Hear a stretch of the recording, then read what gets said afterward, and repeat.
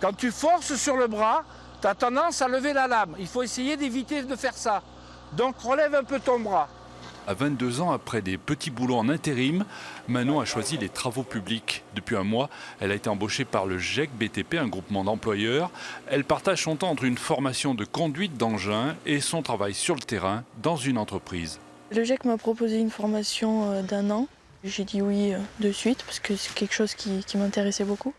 Structure nationale, les GEC permettent le retour à l'emploi pour des publics en difficulté, sans qualification, grâce à un suivi très personnalisé régulièrement.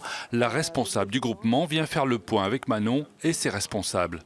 On voulait faire un point avec l'entreprise, là, voir un peu comment ça se passe sur le chantier. Enfin, si voilà, vous sentez bien dans l'équipe, vous sentez bien. Sur ce chantier, le GEC emploie également plusieurs personnes, dont Maëlle, issue de l'école de la seconde chance, qui vient de décrocher un CDI.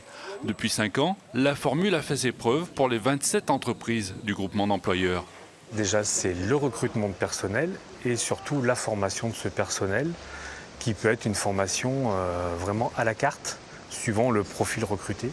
Au départ, on rentre des fois par le GEC par obligation, lorsqu'on a des clauses d'insertion dans le cadre de marchés publics ou dans le cadre de la rénovation urbaine.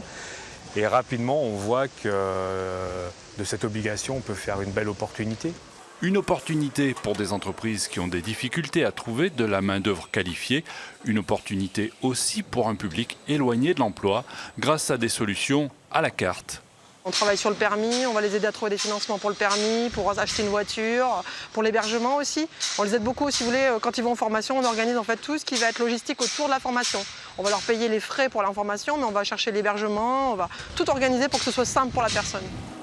En Haute-Loire, depuis 5 ans, une centaine de personnes ont été formées par le biais du GEC. Les 3/4 ont trouvé un emploi durable, un CDI ou un CDD de plus de 6 mois. C'est d'ailleurs ce qu'espère aussi Manon.